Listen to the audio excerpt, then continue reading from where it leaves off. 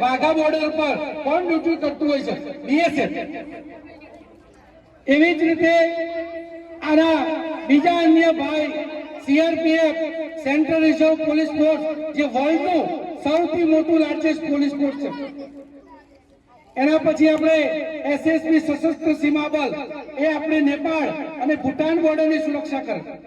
ITBP ચીન બોર્ડરની સુરક્ષા કરે. આસામ રાઇફલ બર્મા બોર્ડરની સુરક્ષા કરે.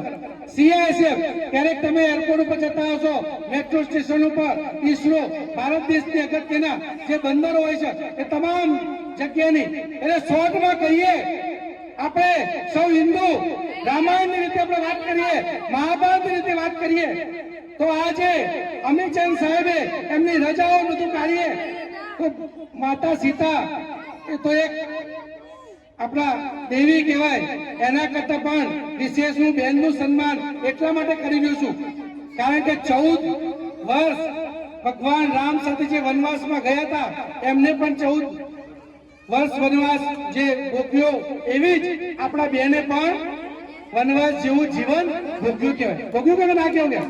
એટલે આપણે વિશેષ એમને પણ અભિવાદન આપીએ છીએ.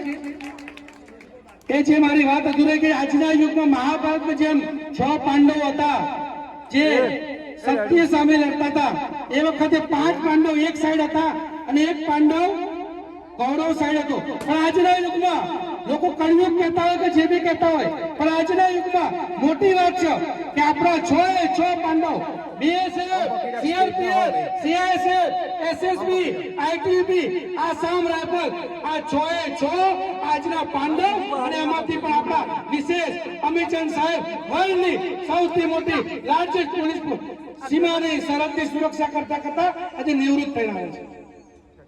એટલે હું એક પ્રશ્ન પૂછીશ આજના ટાઈમમાં, આપણે સૌ ગામના કોઈ આર્મીમાં હોય એ કોઈ ખોટું ના લગાડતા, પણ આજે આર્મી, સેના, લશ્કર, એરફોર્સ, નેવી એ પણ આપણા દેશનું સૈન્ય છે.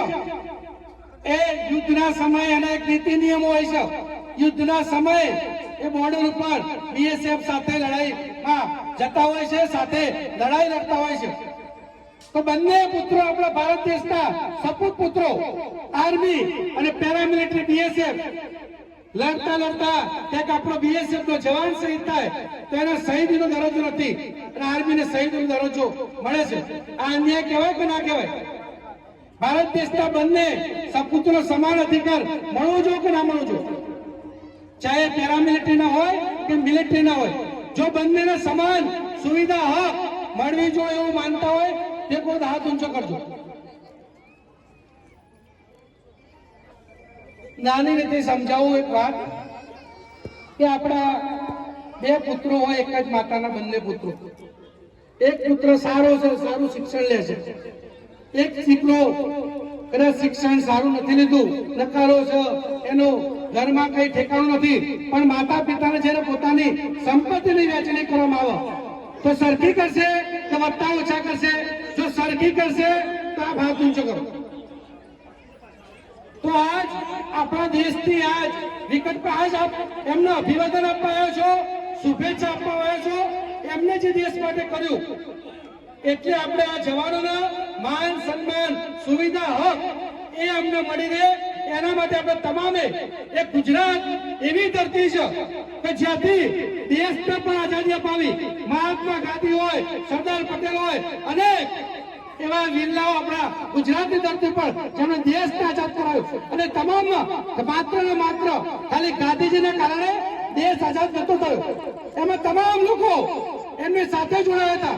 એટલે હું આજે આહવાન કરું છું, વિનંતી કરું છું, પ્રાર્થના કરું છું, અપીલ કરું છું કે આપ સૌ આ ધરતી, પ્રાંતિની ધરતી, કમાલપુર ગામની ધરતીથી આપ પણ એક પ્રણ લેજો કે જ્યાં સુધી આપણા દેશના જવાન સાથે અન્યાય થાય છે, એને ન્યાય નહીં મળે ત્યાં સુધી મારાથી એક નાની અમથું યોગદાન, માત્ર તમારે એક જ યોગદાન કરવાનું.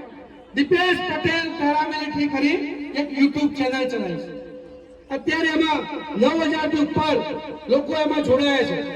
પણ તમામ લોકો, નવયુવાનો, કાલે કોઈનો બી દીકરો ભરતી થશે, અમિતચંદ સાહેબનું પેન્શન છે, પણ હવે કોઈ દીકરો બોર્ડર ઉપર દેશની રક્ષા કરવા માટે જશે એનું પેન્શન બનશે. આ અન્યાય કહેવાય કે ના કહેવાય?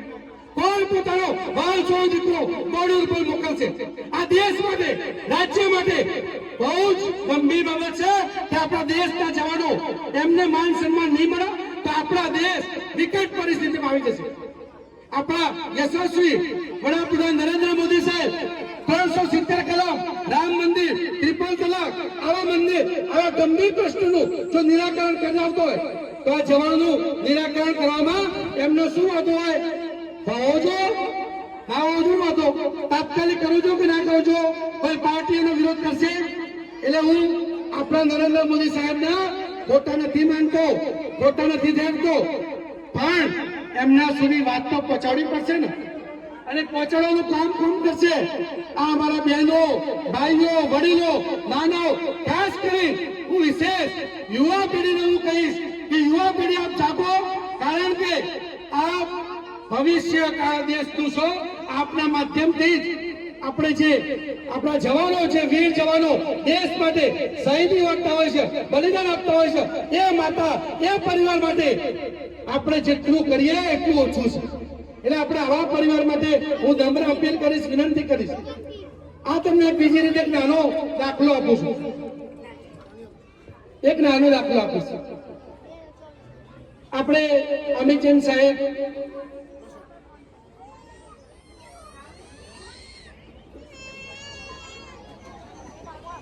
अमितचंद साहब जो है वो बीएसएफ में भर्ती हुए. मैं हूँ, हमारे साथी भाई है, कोई भी जवान भर्ती हुआ, सबसे पहले प्राथमिकता क्या हुई होगी? सबसे पहले अपना परिवार पालन पोषण करना, वही है ना पहली प्राथमिकता. भाई फोर्स में गया, लेकिन पहली क्या था? पहली कंडीशन, चाहे मैं हूँ कोई भी हो, लेकिन बोलते हैं ना, जैसा देश वैसा वेश, जैसा संग वैसा रंग. जब अमितचंद साहब और जो सारे यहाँ बैठे जो अपने देश के जो अपनी ट्रेनिंग करते, ट्रेनिंग के पश्चात अपनी ड्यूटी ज्वाइन करते, तो उस माहौल में रहते, एक देश भावना और सबसे बड़ी उनको टेंशन अपने परिवार का